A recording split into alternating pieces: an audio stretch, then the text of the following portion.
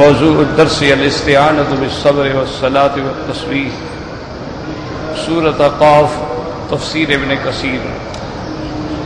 الحمد للہ رب العالمین، والصلاة والسلام على اشرف الانبیاء وسید المرسلین سیدنا محمد وعلى آلہ واصحابہ اجمعین۔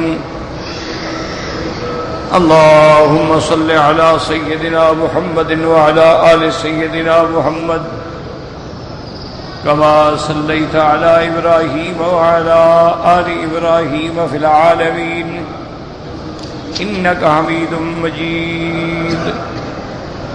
أعوذ بالله من الشيطان الرجيم، بسم الله الرحمن الرحيم۔ وكم أهلكنا قبلهم من قرن هم أشد منهم بطشا فنقبوا في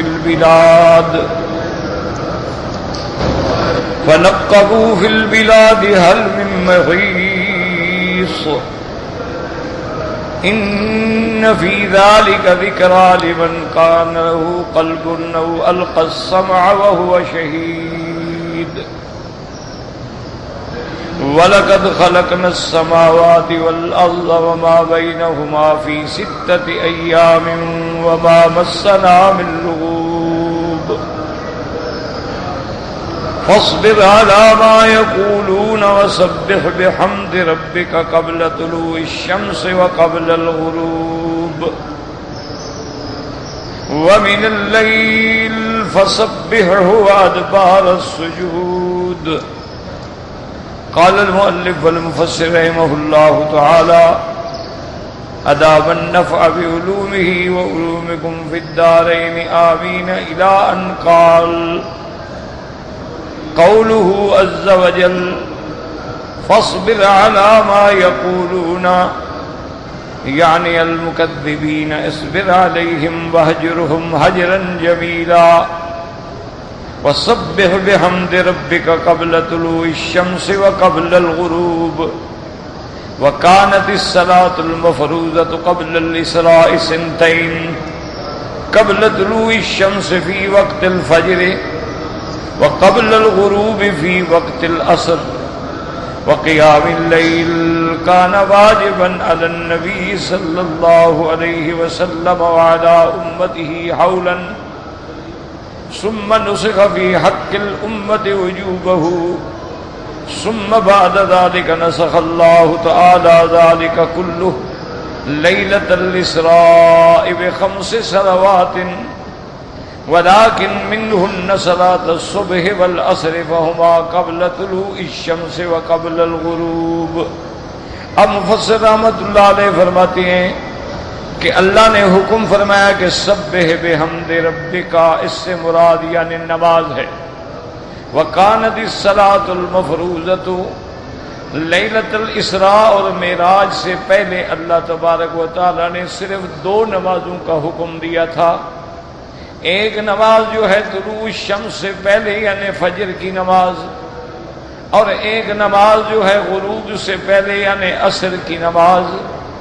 اور اسی طرح قیام اللیل، تہجد جو ہے وہ واجب کی اللہ تبارک و تعالی نے حضور پاک صلی اللہ علیہ وسلم پر اور آپ کی امت پر، یعنی ابتداء زمانے کے اندر تہجد جو ہے وہ واجب تھی، حضور پاک پہ بھی اور آپ کی امت پہ بھی تقریباً 1 سال تک یہ وجوب رہا۔ اس کے بعد اللہ تبارک و تعالی نے آپ کی امت سے وجوب جو ہے اس کو تو منسوخ فرما دیا، لیکن حضور پہ واجب رہی۔ پھر جب اللہ تبارک و تعالی نے لیلۃ الاسراء میں یعنی لیلۃ الاسراء والمعراج میں جب اللہ نے 5 نمازیں فرض فرمائیں، تو اس کے بعد وہ ساری تہجد کا حکم جو تھا وہ مطلقاً منسوخ ہو گیا۔ اب کوئی پڑھے گا تو وہ نفل ہے، وہ نفلی عبادت ہے، لیکن واجب نہیں ہے، اس کا وجوب جو ہے وہ ختم ہو گیا۔ اب مفسر رحمۃ اللہ علیہ فرماتے ہیں وَإِنَّهُنَّ صَلَاةُ الصُّبْحِ، اور ان 5 نمازوں میں وہ 2 نمازیں جو پہلے تھیں وہ بھی باقی رہیں، یعنی صلاۃ الصبح والعصر، صبح کی نماز اور عصر کی نماز، صبح کی نماز جو ہے قبل طلوع الشمس سے، اور عصر کی نماز جو ہے وہ قبل الغروب، سورج ڈوبنے سے پہلے جو ہے وہ عصر کی نماز ہے۔ وقد قال الامام احمد حدثنا وكيع قال حدثنا اسماعيل بن ابي خالد عن قيس بن حازم عن جرير بن عبد الله رضي الله عنهما قال كنا جلوسا عند النبي صلى الله عليه وسلم ونظر الى القمر ليلة البدر فقال ما انكم ستعرضون على ربكم فترونه كما ترون هذا القمر لا تضامون فيه فإن استطعتم من لا تغلبوا على صلاة قبل طلوع الشمس وقبل غروبها فافعلوا ثم قرأ هذه الآية المباركة وسبح بحمد ربك قبل طلوع الشمس وقبل الغروب۔ حضرت جریر بن عبداللہ رضی اللہ تعالیٰ عنہما سے روایت ہے، وہ فرماتے ہیں کہ ہم حضور پاک رحمت دو جہاں صلی اللہ علیہ وسلم کی خدمت میں بیٹھے تھے۔ حضور صلی اللہ علیہ وسلم نے چاند کی طرف دیکھا، آپ نے نظر فرمائی، اور وہ رات جو تھی وہ 14ویں کی رات تھی، اس لیے چاند جو ہے وہ بدر بن چکا تھا۔ تو حضور نے جب دیکھا تو فرمایا انکم ستعرضون علی ربکم، قیامت والے دن جب تم اللہ تعالیٰ کی دربار میں پیش ہوگے تو تم کو بھی اللہ اپنی زیارت نصیب فرمائیں گے۔ فَتَرَوْنَهُ كَمَا تَرَوْنَ هَذَا الْقَمَرِ لَا تُضَامُّونَ فِي رُؤْيَتِهِ، تم اپنے رب کی ایسے زیارت کرو گے جیسے ابھی 14ویں کا چاند دیکھ رہے ہو، اور اس میں کوئی شبہ نہیں ہوگا، کوئی شک نہیں ہوگا۔ اور آپ نے فرمایا کہ کوشش کیا کرو کہ تم پر یہ دو نمازیں جو ہیں کسی حال میں ضائع نہ ہوں، ایک فجر کی نماز جو سورج سے پہلے ہے، اور ایک عصر کی نماز جو سورج ڈوبنے سے قبل ہے۔ اور حضور پاک نے پھر استشہاداً یہ آیت مبارک تلاوت فرمائی، وَسَبِّحْ بِحَمْدِ رَبِّكَ قَبْلَ طُلُوعِ الشَّمْسِ وَقَبْلَ الْغُرُوبِ، ورواه البخاری ومسلم وبقیۃ الجماعۃ من حدیث اسماعیل بہ۔ وقوله تبارک وتعالی ومن اللیل فسبحہ، اے فصلی لہ، رات کو بھی آپ نماز پڑھا کریں، جیسے کہ اللہ نے دوسری جگہ پہ فرمایا ومن اللیل فتہجد بہ نافلۃ لک عسیٰ ان یبعثک ربک مقاما محمودا۔ اللہ نے حکم دیا کہ میرے مدنی پاک رات کو آپ نماز پڑھیں، اور یہ نماز جو ہے زیادہ یعنی نافلہ ہے۔ اللہ تبارک و تعالی آپ کو، اور یاد رکھیں کہ جہاں اللہ کی طرف سے عصا ہو تو یقینی بات ہوتی ہے کہ آپ کو مقام محمود عطا فرمائیں گے۔ اور حکم دیا فرمایا وسبحوا ادبار السجود، سجدوں کے بعد، اس سے کیا مراد ہے؟ قال ابن ابی نجیح عن مجاہد عن ابن عباس رضی اللہ عنہما هو التسبیح بعد الصلاۃ، وہ فرماتے ہیں ادبار السجود کا معنی یہ ہے کہ نماز کے بعد تسبیحات ادا کیا کریں، یعنی سبحان اللہ 33 بار، الحمدللہ 33 بار، اللہ اکبر 34 بار، اور ایک دفعہ لا الہ الا اللہ وحدہ لا شریک لہ لہ الملک ولہ الحمد یحیی ویمیت وہو علی کل شیء قدیر۔ ویؤید ھذا ما ثبت فی الصحیحین عن ابی ہریرہ رضی اللہ تعالی عنہ انہ قال جاء فقراء المہاجرین فقالوا یا رسول اللہ صلی اللہ علیہ وسلم ذهب اہل الدثور بالدرجات الاولی والنعیم المقیم۔ اب مفسر رحمۃ اللہ علیہ فرماتے ہیں اس بات کی تأیید میں وہ حدیث مبارک ہے جو صحیح ہے، یعنی بخاری اور مسلم کے اندر ہے، کہ مہاجرین میں سے جو فقراء تھے، جو غریب تھے، وہ حضور کی خدمت میں آئے، اور انہوں نے آ کے عرض کیا کہ یا رسول اللہ، یہ اغنیاء جو ہیں، دولت والے جو ہیں، یہ تو سارے ثواب لے گئے، درجات الاولی لے گئے، اور ان کے لیے تو بہت بڑے درجات ہیں، خیرات ہیں، صدقات ہیں، نفقات ہیں، تو ہم فقیر ان کا مقابلہ کیسے کر سکتے ہیں؟ فقال النبی صلی اللہ علیہ وسلم وما ذاک قالوا یصلون کما نصلی ویصومون کما نصوم۔ تو صحابہ نے عرض کیا کہ حضور جیسی ہم نماز پڑھتے ہیں وہ بھی نماز پڑھتے ہیں، جیسے ہم روزہ رکھتے ہیں وہ بھی روزہ رکھتے ہیں. وَيَتَصَدَّقُونَ وَلَا نَتَصَدَّقُ وَيَعْتِقُونَ وَلَا نَعْتِقُ. لیکن وہ خیراتیں کرتے ہیں اور ہم غریب ہیں، ہم خیرات نہیں کر سکتے. وہ غلاموں کو خرید کر کے آزاد کرتے ہیں، ہم آزاد نہیں کر سکتے. فقال صلی اللہ علیہ وسلم افلا اعلمکم شیئا اذا فعلتموه سبقتم من بعدکم ولا يكون احد افضل منکم الا من فعل مثل ما فعلتم. حضور پاک نے فرمایا اچھا میں تم کو ایک ایسی چیز سکھلاتا ہوں کہ اگر تم کرو گے تو کوئی تم سے سبقت نہیں لے جا سکے گا اور نہ تم سے کوئی زیادہ فضیلت حاصل کر سکے گا. ہاں یہ الگ بات ہے کہ اگر وہ بھی پھر انہی چیزوں پہ عمل شروع کر دے تو اللہ اس کو بھی پھر مزید اجر عطا فرمائیں گے. تسبحون وتحمدون وتکبرون دبر کل صلاۃ ثلاثا وثلاثین. ہر نماز کے بعد تسبیح تحمید تکبیر 33 دفعہ کہا کرو. قال وقالوا یا رسول اللہ سمع اخواننا اہل الاموال بما فعلنا ففعلوا مثله. اب کچھ عرصے کے بعد صحابہ نے آ کے عرض کیا کہ یا رسول اللہ صلی اللہ علیہ وسلم آپ نے جو تسبیحات ہمیں بتلائی تھیں وہ ہمارے دنیا دار بھائیوں نے بھی سن لی ہیں اور وہ بھی تسبیحات پڑھتے ہیں، تو اب ان کے بھی تو پھر درجات مزید بلند ہو جائیں گے. حضور پاک نے فرمایا ذالک فضل اللہ یؤتیہ من یشاء. بھئی یہ اللہ کا فضل ہے، اللہ جس کو چاہے دین بھی عطا فرما دے اور دنیا بھی عطا فرما دے. والقول الثانی ان المراد بقولہ وادبار السجود. اور دوسرا قول یہ ہے کہ ادبار السجود سے مراد کیا ہے؟ ہمارا رکعتان بعد المغرب، کہ مغرب کے بعد کی 2 رکعتیں جو ہیں یہ ادبار السجود ہے. وروى ذلك عن عمر وعلي وابنه والحسن وابن عباس وابي هريره وابي امامه رضي الله تعالى عنهم. وبه يقول مجاهد وإكرمة والشعبي والنخعي والحسن وقتادة وغيرهم رحمهم الله تعالى عليهم أجمعين.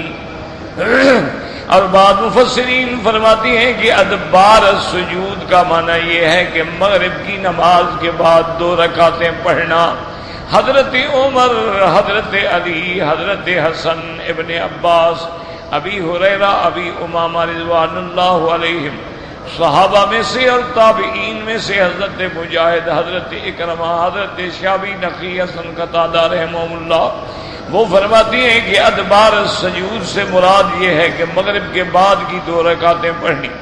قال الامام احمد حدثنا وکی وعبد الرحمن بن سفیان نبی اسحاق عن عاصم بن زبرۃ عن علی رضی اللہ تعالی عنہ قال كان رسول اللہ صلی اللہ علیہ وسلم يصلي على إثر كل صلاة مكتوبة ركعتين إلا الفجر والعصر. وقال عبد الرحمن دبر كل صلاة. ورواه أبو داود والنسائي من حديث سفيان الثوري به زاد النسائي مختلف النبي اسحاق به.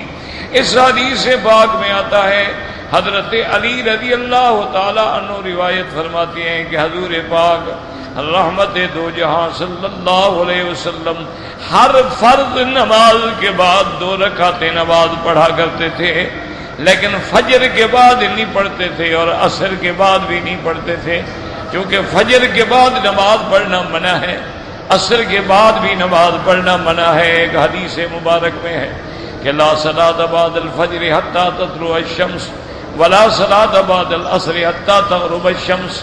فجر کے بعد کوئی نماز نہیں جب تک سورج نہ نکلے، اور عصر کے بعد کوئی نماز نہیں جب تک کہ سورج نہ ڈوب جائے. یہ حدیث مبارک جو ہے حدیث صحیح ہے. تو حضور پاک اس حدیث میں آتا ہے کہ ہر صلاۃ مکتوبہ کے بعد 2 رکعت پڑھتے تھے، لیکن فجر اور عصر کے بعد نہیں پڑھتے تھے. وقال ابن ابی حاتم حدثنا ہارون بن اسحاق الحمدانی قال حدثنا ابن فضیل عن رشدین بن قریب عن نبیہ عن ابن عباس رضی اللہ عنہما قال بت لیلۃ عند رسول اللہ صلی اللہ علیہ وسلم فصلى ركعتين خفيفتين اللتين قبل الفجر ثم خرج الى الصلاة فقال يا ابن عباس ركعتين قبل صلاة الفجر ادبار النجوم ورکعتین بعد المغرب ادبار السجود. اس حدیث میں آتا ہے کہ حضرت ابن عباس فرماتے ہیں رضی اللہ تعالی عنہما کہ میں حضور کی خدمت میں آپ کے گھر میں آ کے رات کو ٹھہرا تاکہ حضور پاک کی رات کی عبادت کی حفاظت کر کے جان لوں کہ حضور رات میں کیا کیا عبادت فرماتے ہیں۔ اب حضرت ابن عباس فرماتے ہیں کہ حضور پاک صلی اللہ علیہ وسلم نے 2 رکعتیں پڑھی، صلی رکعتین خفیفتین، لیکن مختصر طور پہ پڑھی، زیادہ لمبی نہیں کی، کیونکہ تہجد جو ہے وہ تو حضور بہت طویل کر کے پڑھتے تھے، اور کبھی کبھی حضور صلی اللہ علیہ وسلم کئی پارے جو ہیں وہ تہجد کی نماز میں پڑھتے، سورۃ البقرہ، سورۃ آل عمران، سورۃ النساء، سورۃ مائدہ، سورۃ انعام جو ہے وہ حضور کی تہجد کی نماز میں پڑھی جاتی تھی۔ اس لیے میرے مدنی کے کھڑے ہونے سے تورمت قدماہ، حضور کے پاؤں مبارک پہ ورم آ گئی۔ آپ کی خدمت میں کہا گیا یا رسول اللہ صلی اللہ علیہ وسلم آپ اتنی مشقت کیوں فرماتے ہیں؟ اللہ فرما چکے ہیں غفر اللہ لک ما تقدم من ذنبک وما تأخر، اللہ آپ کے اگلے پچھلی سب خطائیں معاف فرما چکے ہیں، تو اس کے بعد پھر یہ زیادہ محنت کی کیا ضرورت ہے؟ حضور پاک نے فرمایا افلا اکون عبدا شکورا، کیا تم لوگ نہیں چاہتے کہ میں اللہ کا شکر گزار بندہ بنوں؟ تو حضور صلی اللہ علیہ وسلم کی نماز، اسی لیے بی بی عائشہ فرماتی ہیں کہ جب رات کو حضور تہجد کی نماز پڑھتے تھے، آپ فرماتی ہیں کان یصلی اربعا، یہی وہ حدیث مبارک ہے جس سے ہمارے بعد حضرات تراویح کو 8 رکعت ثابت کرتے ہیں کہ بی بی عائشہ فرماتی ہیں کہ حضور پاک رمضان یا غیر رمضان میں 8 رکعت پڑھا کرتے تھے۔ اس کو سامنے رکھتے ہوئے بعض نے یہ لے لیا کہ تراویح کی بھی 8 رکعت ہیں، حالانکہ یہ استدلال کوئی ایسا قوی نہیں ہے۔ اس کی وجہ یہ ہے کہ تراویح کی نماز مسجد میں ہوتی ہے، پھر بی بی عائشہ سے پوچھنے کی کیا ضرورت ہے، اور تہجد کی نماز گھر میں ہوتی ہے، بی بی عائشہ تو وہ نماز بتلائیں گی جو گھر میں پڑھی جاتی ہے۔ اور دوسری بات یہ ہے بی بی عائشہ فرماتی ہے کان یصلی اربعا، حضور 4 رکعت پڑھتے تھے، تو تراویح تو کبھی 4 رکعت نہیں پڑھی جاتی، وہ 2 رکعت پڑھی جاتی ہے۔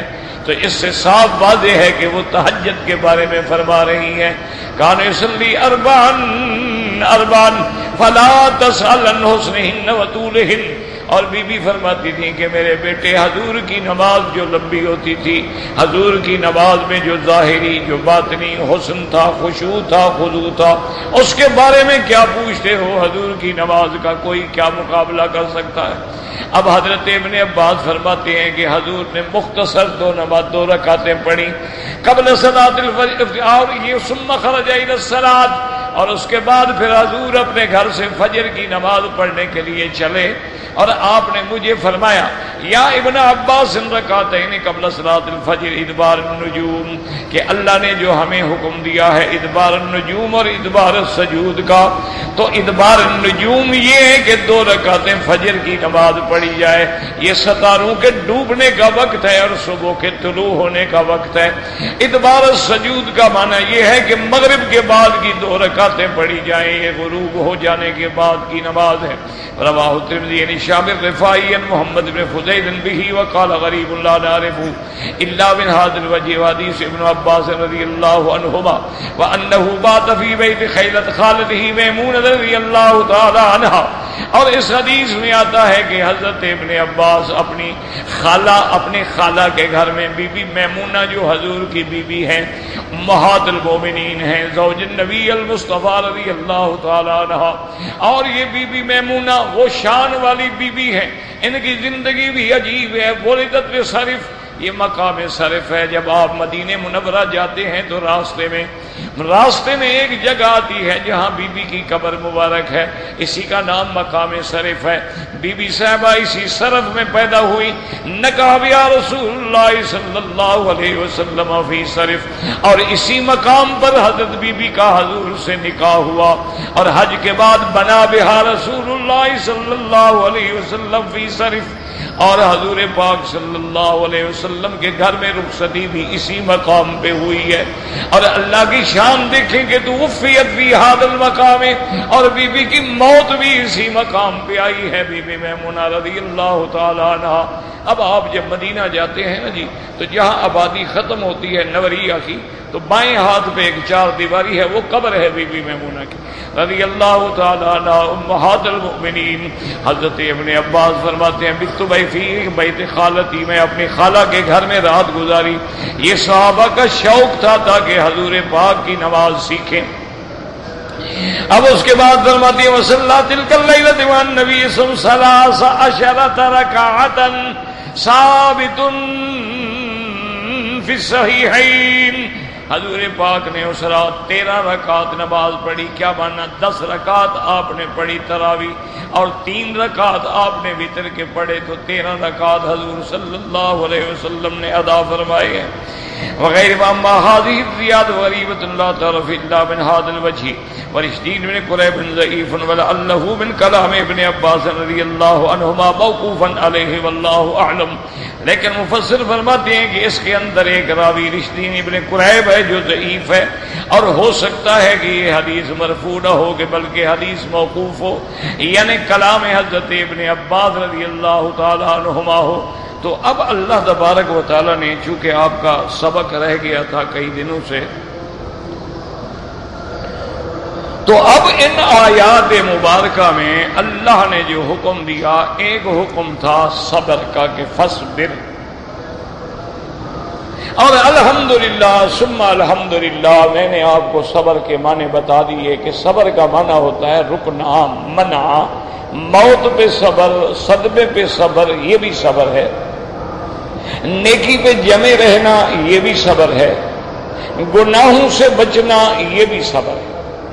یہ الحمدللہ آپ بحث سن چکے ہیں اور سماع فرما چکے ہیں۔ اس کے بعد دوسرا حکم یہ تھا سبح بحمد ربک، اللہ کی تسبیح و تحمید کریں۔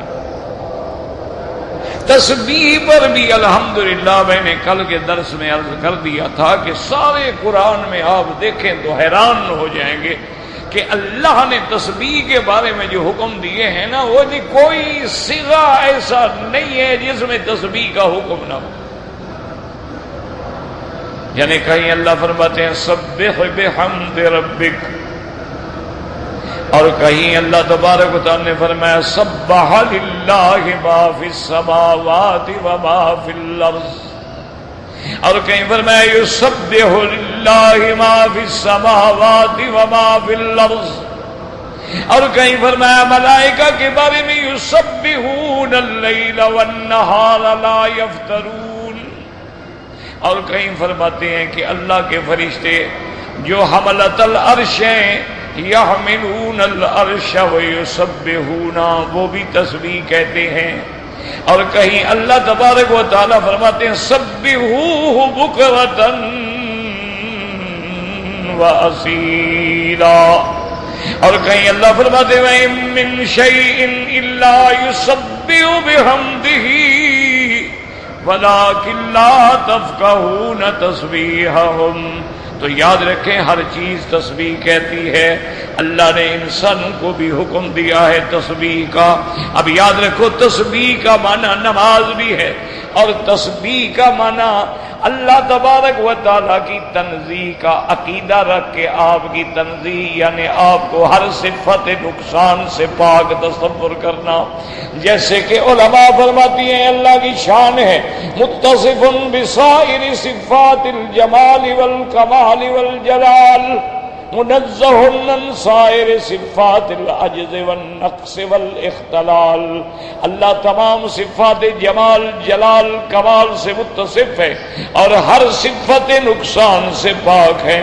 اس لیے ہمیں حکم ہے کہ نماز پڑھیں تو سبحانک اللہم و بحمدک، رکوع میں جائیں تو سبحان ربی العظیم، سجدے میں جائیں تو سبحان ربی الاعلی، اور اگر دعاؤں کو ختم کریں تو سبحان ربک رب العزت عما یصفون وسلام علی المرسلین والحمد للہ رب العالمین۔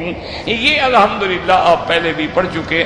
اب اللہ فرماتے ہیں سبح بحمد ربک قبل طلوع الشمس وقبل الغروب. یاد رکھیں کہ ایک تو ہمیں اس سے یہ سمجھ آیا کہ اسلام کے اندر جو دن ہے اس کا تعلق طلوع شمس سے ہے، اور جو رات ہے اس کا تعلق جو ہے وہ غروب شمس سے.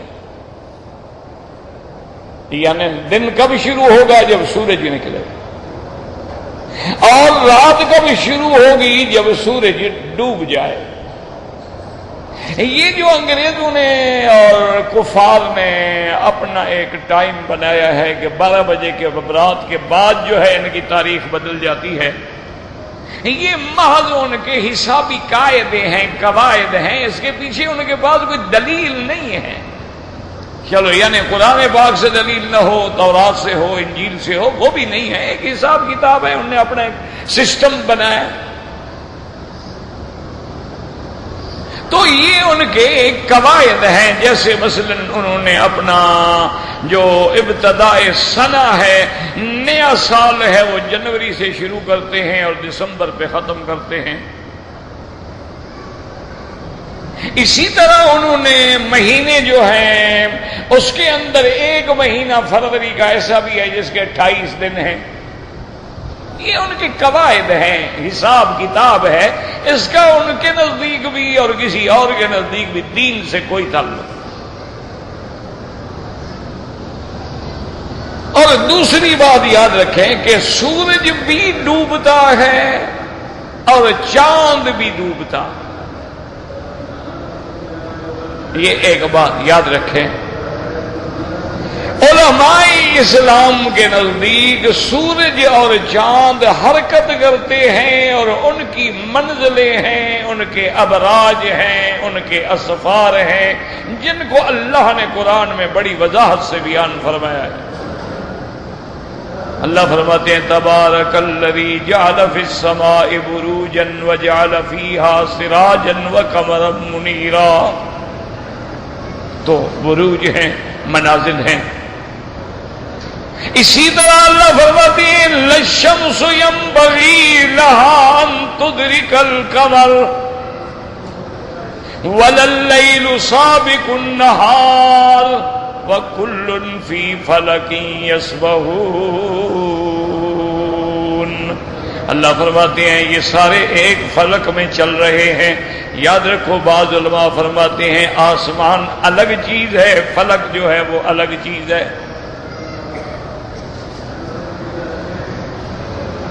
تو اللہ فرماتے ہیں کہ اس میں یہ سیر کر رہے ہیں اور چل رہے ہیں، اور پھر ہم نے ان کی منازل بنا دی ہیں. وَالْقَمَرَ قَدَّرْنَاهُ مَنَازِلَ حَتَّىٰ عَادَ كَالْعُرْجُونِ الْقَدِيمِ. اللہ فرماتے ہیں ہم نے چاند کی بھی منازل ہے کہ پہلے جب نکلتا ہے تو وہ ہلال ہوتا ہے، پھر آہستہ آہستہ قمر بنتا ہے، پھر بدر بنتا ہے، اور پھر گھٹنا شروع ہو جاتا ہے. اور یہ بھی یاد رکھیں کہ اسلام میں طلوع شمس بھی ہے، غروب بھی ہے. اسی لیے ہے نا کہ جب سورج نکل رہا ہو تو نماز نہ پڑھو، جب سورج ڈوب رہا ہو تو نماز نہ پڑھو، جب سورج عین سر پہ کھڑا ہو تو نماز نہ پڑھو. اس کی وجہ کیا ہے؟ کبھی غور کریں. بھئی ہم تو نماز اللہ کی پڑھیں گے، ہم کوئی سورج تار چاند کی نمازیں تو نہیں پڑھیں گے. لیکن ان اوقات میں سورج کی پجاری کیونکہ عبادت کرتے ہیں، اللہ فرماتے ہیں اس وقت میں تم عبادت نہ کرو، کسی کو دھوکہ نہ لگے کہ یہ بھی سورج کی پوجا کر رہے ہیں. یعنی جہاں ذرا سا بھی اللہ کی عبادت میں کسی غیر کی عبادت کا شبہ آیا تو اللہ نے منع کر دیا کہ خبردار سورج نکل رہا ہو تو نماز نہ پڑھو، اور سورج سر پہ کھڑا ہو تو نماز نہ پڑھو، اور ڈوب رہا ہو تو نماز نہ پڑھو. کیوں؟ تاکہ مشابہت نہ ہو جائے۔ اسی سے اندازہ کرو کہ اللہ اس وقت میں اپنی عبادت سے منع کر دیتے ہیں، اور تم قبروں پہ سجدہ کرو اور تمہیں منع نہ کریں، بھی اس میں تشابہ نہیں ہو رہا کہ اللہ کا بھی سجدہ، قبر کا بھی سجدہ؟ تم اللہ کے گھر کا بھی طواف کرو، قبروں کا بھی طواف کرو، یہاں کوئی تشبہ نہیں ہو رہا۔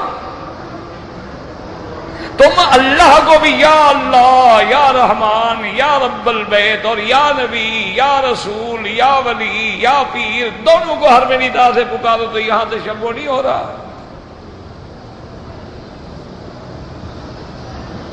اسی لیے ہر وہ چیز جو توحید کے جام مصفہ میں ذرا سی کدورت کا باعث بنے، اللہ نے اس سے منع کر دیا۔ حاجی صاحب بیٹھ جاؤ، مہربانی کرو بیٹھ جاؤ جہاں کھڑے ہو۔ ایک آتے بعد میں ہیں اور دوسرے لوگوں کی گردنوں کو پھلانگتے ہوئے اور ہمارے ذہنوں کو مختل کرتے ہوئے مہربانی فرما کے آگے بیٹھ جاتے ہیں۔ تو اب جناب سمجھیں کہ سورج بھی چل رہا ہے، چاند بھی، لیکن اسلام نے تاریخوں کا اور تمام نظام شرعی کا مدار جو ہے وہ چاند پہ رکھا ہے، سورج پہ نہیں رکھا۔ اللہ نے جو نظام رکھا ہے وہ چاند پہ۔ یسألونک عن الأہلہ، اللہ نے قرآن میں فرمایا کہ حضور آپ سے پوچھتے ہیں چاند کے بارے میں، بتاؤ اللہ نے اسی سے سارے مواقیت معین کیے ہیں۔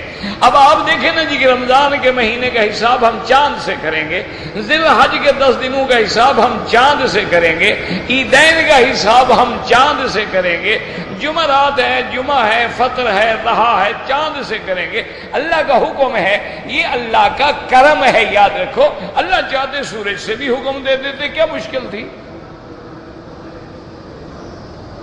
لیکن سورج کا دورہ جو ہے وہ 365 دن کے اندر مکمل ہوتا ہے، اور چاند کا دورہ جو ہے وہ 28 راتوں میں مکمل ہوتا ہے۔ اس کے بعد یا پھر 29 کا مہینہ ہوگا یا 30 کا مہینہ ہوگا، 31 کا مہینہ نہیں ہوتا ہے۔ یہ تو کفار نے ہماری مخالفت میں 31 کا بھی ایک مہینہ بنا ڈالے ہیں کئی، اور 28 کا بھی بنا ڈالا، ورنہ حضور نے تو اشارے کر کے سمجھایا کہ بھی کبھی مہینہ ہاکذا ہاکذا ہاکذا 30 کا ہوگا، اور میں کبھی ہاکذا ہاکذا ہاکذا 29 کا ہوگا۔ تو اب چاند کی حکمت یہ تھی کہ چاند کا دیکھنا آسان ہے، بغیر کسی جہاز کے اور بغیر کسی مشینوں کے بھی ایک عام بدو بھی دیکھ کے بتا دیتا ہے کہ یار آج چاند جو ہے نا یہ پہلی کا نہیں لگتا، دوسری کا چاند ہے، دیکھو نا بڑا نظر آ رہا ہے۔ لیکن سورج کے دورے کا حساب جو ہے وہ ہر آدمی نہیں لگا سکتا، تو اللہ نے ہمارے لیے آسانی کر دی۔ اور دوسرا ہمیں یہ حکم بھی دے دیا کہ بھی سارا نظام اسی پہ چلے گا، صوموا لرؤیتکم وافطروا لرؤیتکم، چاند دیکھ کے روزہ رکھا کرو اور چاند دیکھے افطار کیا کرو۔ یعنی چاند نظر آ جائے رمضان شروع ہو گیا، چاند نظر آ جائے عید ہو گئی۔ فإن غم علیکم، لیکن چاند چھپ گیا ہے، بادل ہے، نظر نہیں آیا ہے، فأکملوا 30، پھر 30 دن کی مدت جو ہے پوری کر لیں۔ بس اللہ نے ہمارے لیے ایک آسانی پیدا فرما دی، لیکن طلوع سورج بھی ہوگا، غروب بھی ہوگا۔ اور ساتھ یہ بھی یاد رکھیں کہ اللہ کا نظام یہ ہے کہ طلوع شمس جو ہے وہ مشرق سے ہوگا اور غروب جانب مغرب ہوگا۔ ایک اصول یاد رکھ لیں۔ لیکن ایک اسی لیے سیدنا ابراہیم علیہ السلام کا جب مناظرہ ہوا، مقابلہ ہوا ہے پھر اس دور کے بادشاہ کے سامنے، تو اس نے جب دلیل مانگی تو حضرت ابراہیم نے یہی دلیل دی کہ میرا اللہ جو ہے وہ جلاتا ہے مارتا ہے، تو اس نے کہا میں بھی جلاتا مارتا ہوں۔ تو اب اللہ تبارک و تعالیٰ کے پیغمبر نے دوسری دلیل دی کہ ایسی دلیل دو جو عامت الناس کو بھی سمجھ آئے اور پھر اس کا صحیح معنی میں توڑ بھی ہو جائے، کیونکہ یہ یحیی و یمیت کا معنی ہی نہیں سمجھا۔ پیدا کرنا الگ بات ہے، موت دینا الگ بات ہے۔ کسی کو قتل پر قتل کر دینا یا سزائے موت معاف کر دینا یہ الگ مسئلہ ہے۔ تو اب حضرت ابراہیم نے دلیل دی، ان اللہ یاتی بالشمس من المشرق فات بها من المغرب۔ حضرت ابراہیم نے فرمایا میرا رب روزانہ سورج کو مشرق سے نکالتے ہیں، تم مغرب سے نکالو، تم بھی خدا ہو نا، تو آج ایک دفعہ تو نظام بدلو۔ فَبُهِتَ الَّذِي كَفَرَ وَاللَّهُ لَا يَهْدِي الْقَوْمَ الظَّالِمِينَ۔ اب کافر پریشان ہکا بکا رہ گیا، اب کیا کریں، اب کیسے جائے سورج کو پکڑ کے نکالنے کے لیے؟ اللہ نے فرمایا جو اپنی جانوں پہ ظلم کرتے ہیں پھر ہم ان کو ہدایت نہیں دیتے، کہ اتنی واضح دلیل کے باوجود بھی ہدایت نہیں ملی، کہ اتنی کھلی دلیل ہے کہ اندھے بھی سمجھ گئے کہ بادشاہ جھوٹ بول رہا ہے، ابراہیم سچ کہہ رہا ہے۔ لیکن دیکھیں اللہ کی حکمت پہ غور کریں کہ کوئی کافر، کوئی دہریہ، کوئی لادین کہہ سکتا تھا کہ بھئی نمرود نے تو سورج مغرب سے نہ نکالا، لیکن کیا ابراہیم کا خدا نکال سکتا ہے؟ تو اللہ نے قیامت کی علامت یہ مقرر کر دی، حتی تطلع الشمس من مغربها، کہ قیامت میں ایک وقت آئے گا جب اللہ حکم دیں گے سورج کو کہ اب مشرق کے بجائے مغرب سے نکلو، پھر توبہ کے دروازے بند ہو جائیں گے۔ ایک تو ساری دنیا دیکھ لے گی، دوسرا اللہ کی قدرت کا نظارہ بھی ہو جائے گا کہ تو اللہ کی مرضی ہے، ادھر سے نکالے ادھر سے نکالے۔ اللہ تو ہر چیز پہ قادر ہے۔ اور اسی طرح یہ بات بھی یاد رکھ لیں کہ جب دن آتے ہیں اس کے اثرات جو ہے نا جی، وہ ابھی رات کے موجود ہوتی ہے لیکن دن اپنا اثر کر لیتا ہے۔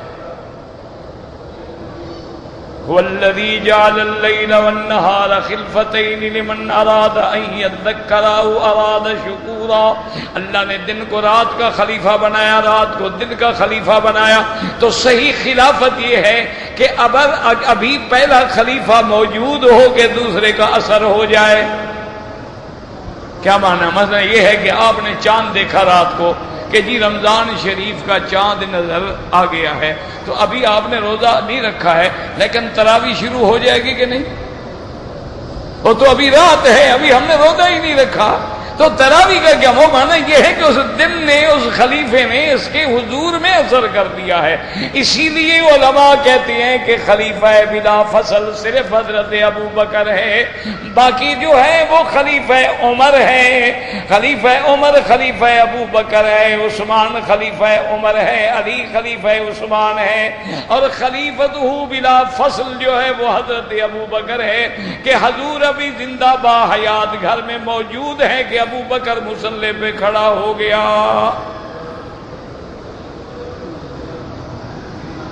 تو اس لیے ہمیشہ یاد رکھیں کہ یہ اوقات ایسے ہیں کہ جن اوقات میں اللہ نے ہمیں قیامت پہ ابتدائے صورت میں کیا تھا، اذا متنا وکنا ترابا ذلک رجع بعید، کہ جب ہم مر جائیں گے مٹی ہو جائیں گے، اب قیامت کا ہونا ناقابل وقوع ہے، نہیں ہو سکتا کہ ہم دوبارہ زندہ ہوں۔ اللہ نے یہاں کیا حکم دیا ہے؟ فرمایا سبح بحمد ربک قبل طلوع الشمس وقبل الغروب، میرا مدنی سورج کے نکلنے سے پہلے بھی نماز پڑھیں اور سورج کے ڈوبنے سے پہلے بھی نماز پڑھیں، تاکہ یہ سورج کا ڈوبنا، سورج کا نکلنا جو ہے دلیل ہے قیامت پر کہ جو اللہ دن کو بدل کے رات کر سکتا ہے، رات کو بدل کے دن کر سکتا ہے، وہ اس عالم کو فنا کرنے کے بعد قیامت بھی قائم کر سکتے ہیں۔ تو اس لیے اللہ تبارک و تعالی نے یہاں یہ بھی حکم دے دیا ہے اور ساتھ یہ بھی حکم دے دیا ہے کہ تسبیحات ادا کریں، سنتیں ادا کریں۔ یاد رکھو علماء نے لکھا ہے کہ من تہاون عن الآداب حرم عن النوافل ومن تہاون عن النوافل حرم عن السنت ومن تہاون فی السنت حرم عن الفرائض۔ اگر آدمی ادب آداب چھوڑے گا تو نفل سے محروم ہو جائے گا، اور نفل چھوڑے گا تو ایک دن سنت سے محروم ہو جائے گا، اور سنت چھوڑے گا تو ایک دن اللہ کے فرائض سے بھی محروم ہو جائے گا۔ اس لیے ہمیں حکم ہے ادبار السجود کے نمازوں کے بعد ہم نماز سنت بھی پڑھیں، تسبیحات بھی کریں، اللہ تبارک و تعالیٰ کے آگے اس کی تسبیح بھی بیان کریں، تحمید بھی بیان کریں۔ تو یہ سارے اللہ نے ہمیں حکم دیے ہیں، اور اس پہ چلنے کی اللہ ہمیں توفیق عطا فرمائے۔ وآخر دعوانا الحمد للہ رب العالمین۔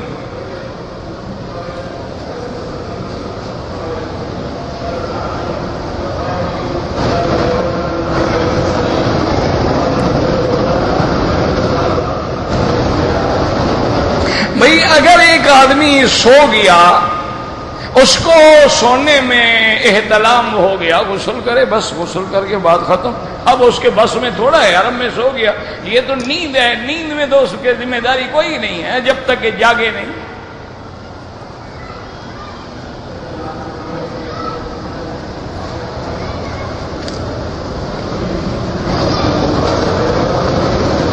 ایک آدمی نے شادی کی رات میں قرآن کی قسم کھائی تھی کہ میں تم کو طلاق نہیں دوں گا، اب طلاق دینا چاہتا ہے۔ تو جب اس وقت قسم کھائی تھی مولوی مکی سے مسئلہ پوچھا تھا، تو اب کیوں پوچھتا ہے جناب؟ یعنی جب ملنے کی رات ہو تو مولوی فارغ اور جب دور ہونے کی بات ہو تو پھر مولوی کو بلاؤ، یہ کیا بات ہے؟ بہرحال تم نے غلط قسم اٹھائی ہے، طلاق دینے کا شریعت نے تمہیں حق دیا ہے، طلاق بھی دے سکتے ہو، نکاح بھی کر سکتے ہو، اس کا کفارہ ادا کر دو، 10 مسکینوں کو کھانا کھلا دو۔ مرد اور عورت کے غسل کا کوئی فرق نہیں ہے، ایک ہی بات ہے۔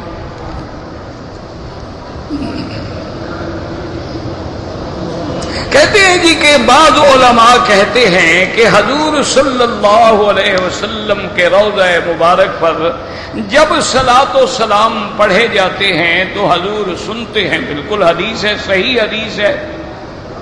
یہ تو سنن ابو داؤد میں حدیث ہے صحیح، حضور نے فرمایا کہ ما من مسلم یسلم علی، کوئی مسلمان جب آ کر مجھ پہ سلام پڑھتا ہے تو میں جواب دیتا ہوں۔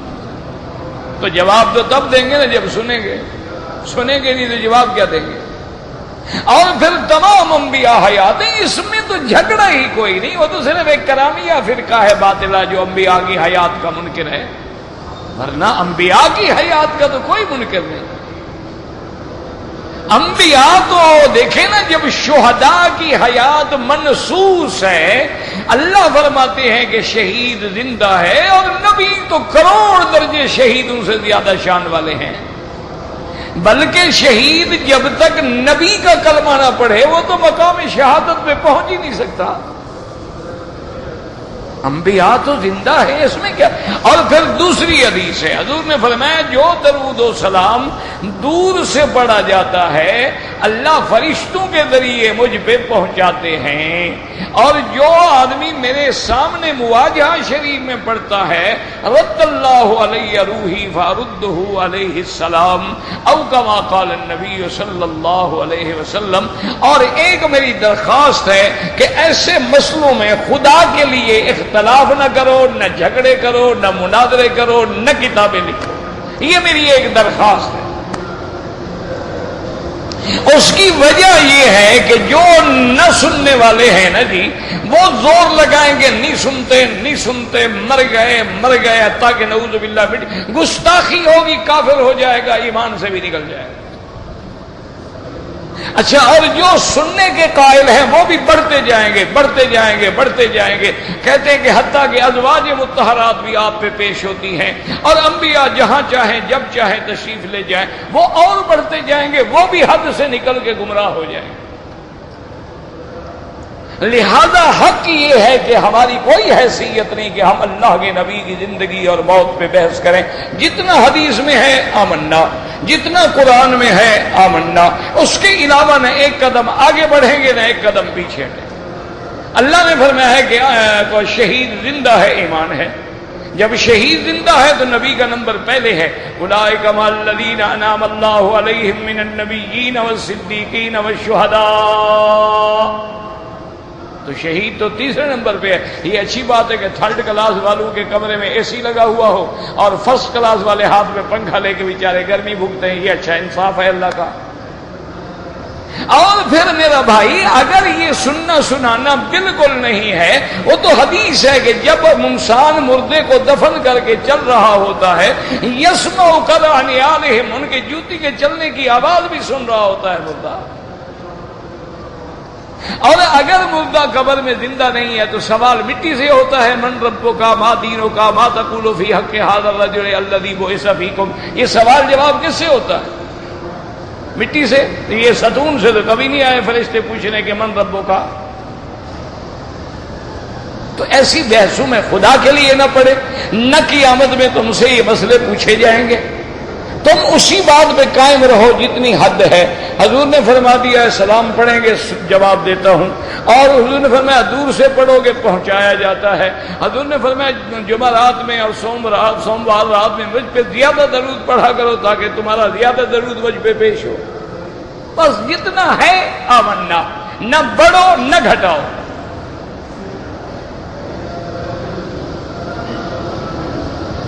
میں کراچی سے آیا ہوں آپ کے لیے. وہ کیسٹ کل آپ نے پہنچا دیے تھے، بڑی مہربانی، جزاک اللہ.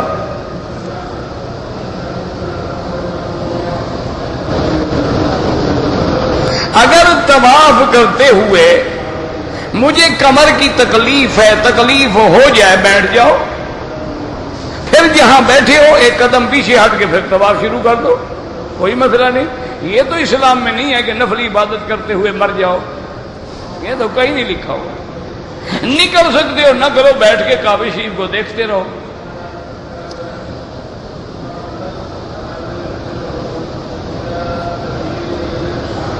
اگر ایک آدمی خود نہیں کر سکتا عمرہ لیکن بیوی کے ساتھ چلا جاتا ہے مسجد عائشہ تاکہ وہ احرام باندھ لے، کوئی بات نہیں، کوئی مسئلہ نہیں. نہ کرے، یہ تو نفلی عبادت ہے، کرے مرضی نہ کرے مرضی.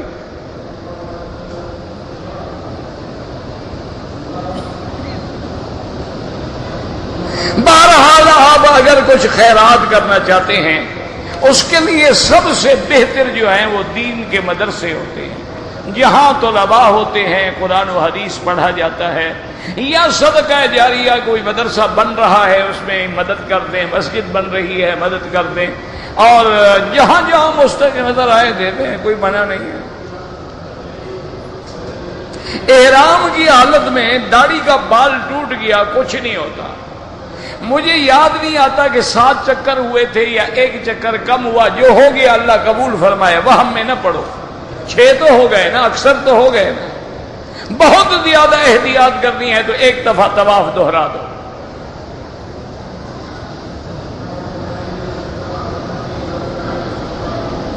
کہتے جی کہ میں رہتا ہوں آزاد کشمیر میں، وہاں جو گاؤں میں 9 مسجدیں ہیں ان کا رخ کعبہ شریف کے مطابق ٹھیک نہیں ہے. میرا بھائی پہلے تو ہمیں یہ مغالطہ ہے، اگر کعبہ شریف سامنے ہو تو ہمیں بالکل اس کے سامنے، اس کے اندر کھڑے ہونا ہے، اس لیے یہاں صفیں جو ہیں وہ گول ہوتی ہے. اگر ہم اس کے باہر ہوں تو یہ پوری مسجد الحرام ہمارے لیے کعبہ ہے. اگر اس سے باہر ہوں تو پورا مکہ ہمارے لیے کعبہ ہے. اگر اس طرف بھی رخ ہو جائے الحمدللہ نماز ہو گئی. اب دیکھو نا، جیسے ہم اپنے ملکوں میں زیادہ تر مغرب کی طرف توجہ کرتے ہیں، بس ایک جہت ہے وہ کافی ہے. ضروری تھوڑا ہے کہ ہر مسجد کا منبر محراب جو عین کعبے میں آنا چاہیے. اچھا کرنا بھی کیا ہو تو آج کل تو کوئی مشکل نہیں. آج کل تو کمپس موجود ہیں، گھڑیاں موجود ہیں، اس کے صحیح ڈائریکشن بتانے والے آلات موجود ہیں. محراب کو توڑ کے سیدھا کر دو، تمہارا وہم ختم ہو جائے. کہتے جی کہ امام ہمارے ملک میں تکبیر جو ہے وہ بھی 2 دفعہ کہتے ہیں. تو دو دو دفعہ بھی حدیث میں ہے اور ایک ایک دفعہ بھی حدیث میں ہے. یہ کون سی لڑائی کی بات ہے؟ جتنے کلمات زیادہ ہوں گے اتنا اجر زیادہ ہوگا. اب دیکھو نا، ایک آدمی نے کہا اللہ اکبر تو 1 لاکھ، اگر اس نے کہا اللہ اکبر تو اب دو اللہ اکبر جتنا بڑھتا جائے گا اجر بڑھ جائے گا. دونوں حدیث میں موجود ہے، کوئی لڑائی کی ضرورت نہیں. ان کا مقصد یہ ہوتا ہے، بات سمجھو، کہ حنابلہ رحمہم اللہ یہ کہتے ہیں کہ بھی حدیث میں دونوں ہیں. تو اذان میں تو ہم عمل کر لیتے ہیں وہ ڈبل تکبیر کہنے پہ، اور دوسری حدیث پہ ہم تک اقامہ میں عمل کر لیں تاکہ دونوں حدیثوں پہ عمل ہو جائے. امام ابو حنیفہ فرماتے ہیں دونوں حدیثیں آنکھوں پہ ہیں، لیکن ثواب کس میں ہے؟ جس میں کلمات زیادہ ہوں گے یا کم ہوں گے. ایک آدمی کہتے ہیں السلام علیکم، ایک کہتے ہیں السلام علیکم ورحمۃ اللہ، ایک کہتے ہیں السلام علیکم ورحمۃ اللہ وبرکاتہ. تو فرماتے ہیں جب زیادہ ثواب ہمیں مل سکتا ہے تو ہم کیوں چھوڑیں؟ حدیث میں بھی ہو اور ہو بھی زیادہ. اگر حدیث میں نہ ہوتا تو تم اذان میں کبھی نہ کہتے نا.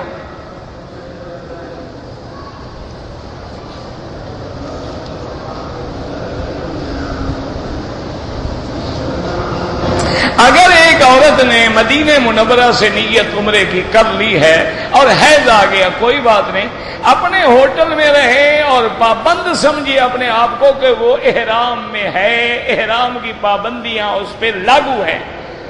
جس دن حیض سے پاک ہو جائے سادہ پانی سے غسل کرے، طواف کرے، صفا مروہ دوڑے، بال کٹائے، عمرہ ہو گیا.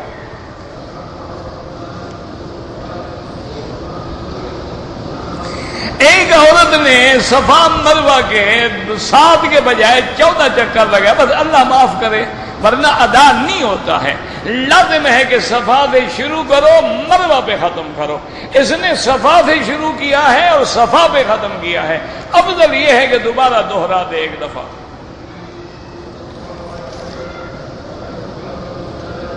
مسجد قباء میں اگر جا کے آدمی 2 رکعت پڑھے، بالکل اس کو ایک عمرہ مقبولہ کا ثواب ملتا ہے.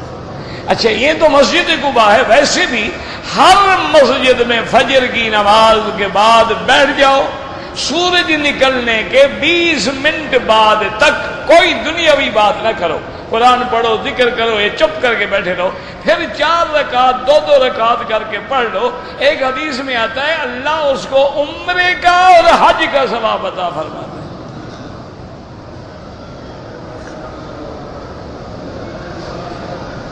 ہم مغرب کی نماز کی 2 رکعت جو ہے سنت اذان کے بعد فرض سے پہلے تو 2 رکعت کوئی سنت نہیں ہے. مغرب کی 2 رکعت سنت تو ہے ہی فرض کے بعد.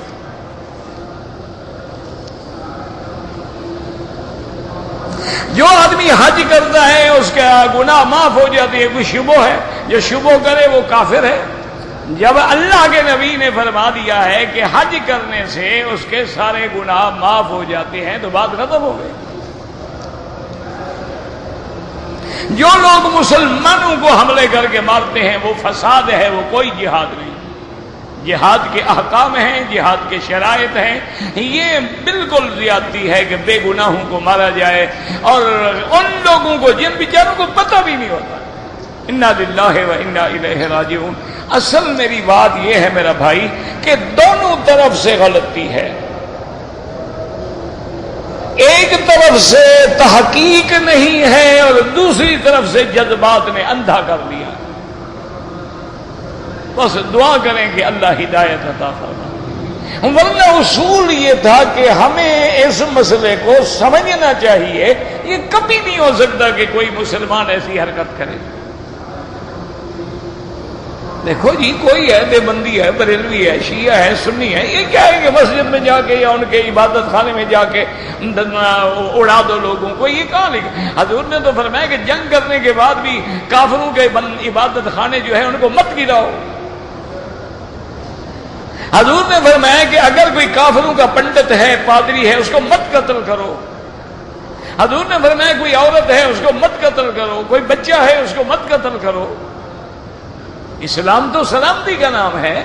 اصل بات یہ ہے جو پس منظر منظر میں جو ڈوری ہلانے والی طاقتیں ہیں ان پر ہم پہنچنے کی کوشش نہیں کرتے، اور اگر پتہ ہے تو پھر ڈر کے مارے زبان نہیں کھولتے،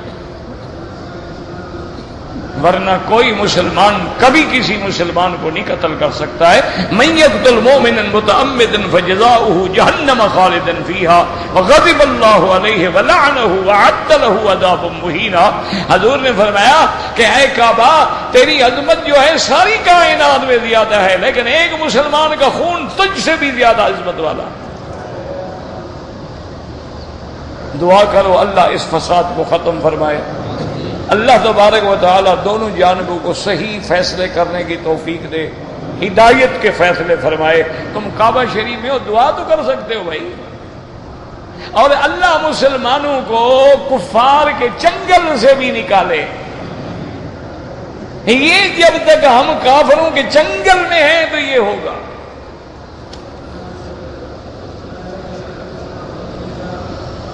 مسجد نبوی میں نماز 20 رکعت پڑھی جاتی ہے، باقی مسجدوں میں 8 پڑھتے ہیں۔ تم 8 پڑھو، تمہاری مرضی، ہم تو 20 والے ہیں بھائی، زیادہ ثواب چاہتے ہیں، تمہیں کم چاہیے کم لے لو، ہمیں تو کوئی نقصان نہیں۔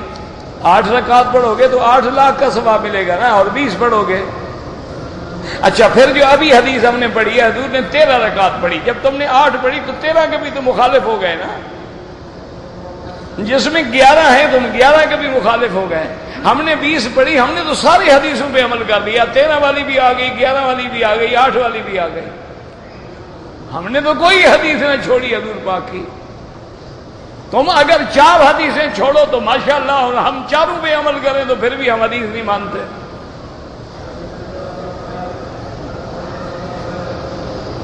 بہرحال دعا کرو اللہ ہدایت دے۔ 1400 سال گزر گئے ہیں، ابھی تک ہم لڑ رہے ہیں کہ 20 پڑھیں یا 8 پڑھیں۔ ابھی تک ہم لڑ رہے ہیں کہ پاؤں 6 انچ کھلا کریں یا 14 انچ کھلا کریں۔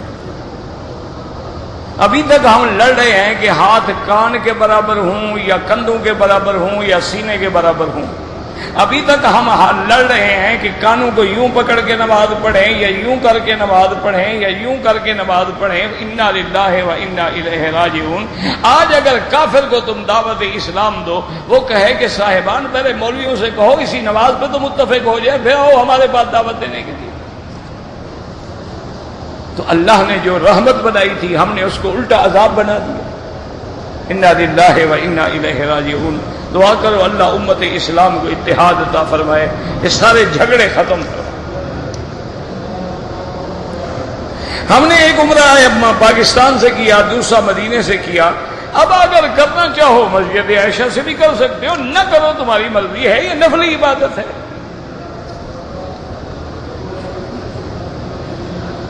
بہرحال اگر عورت حالت حیض میں ہے، مدینے سے آتے ہوئے غسل کرے، لبیک پڑھے، نیت کر سکتی ہے۔ نہیں کیا ہے تو اب اس کو عمرہ بھی کرنا پڑے گا، دم بھی دینا پڑے گا۔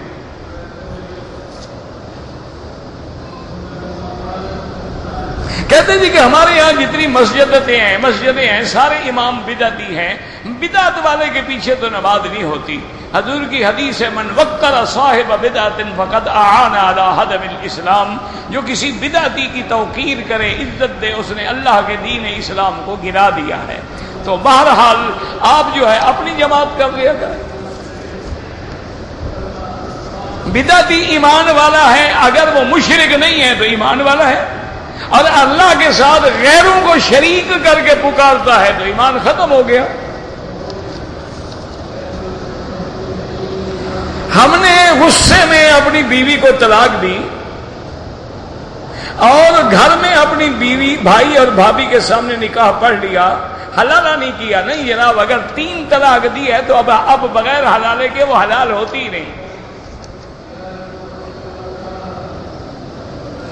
ایک غیر ایمان والی عورت مر گئی، میں نے دیکھا خواب میں کہ وہ کلمہ پڑھ، تیرے خواب کا کوئی اعتبار نہیں، جب تک کہ وہ ظاہراً کلمہ نہ پڑھے، کسی کے خواب دیکھنے سے مسلمان نہیں ہوتا۔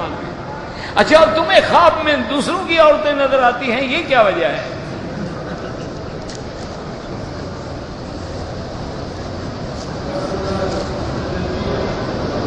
لوگ جو احرام کو کفن زمزم میں دھوتے ہیں، کوئی حکم نہیں شریعت میں۔ ٹی وی دیکھنا جو ہے، اگر اس پہ گانے اور فلمیں اور لیکچر بیہودہ پروگرام دیکھو تو حرام ہے۔ قرآن سنو، تقریر سنو، علماء کے درس سنو تو کوئی مسئلہ نہیں۔ جیسے اب سن رہے ہو، اب اگر مجھے دیکھنا جائز ہے تو ٹی وی کی سکرین پہ بھی دیکھنا جائز ہے۔ جو چیز یہاں حرام ہے وہاں بھی حرام ہے۔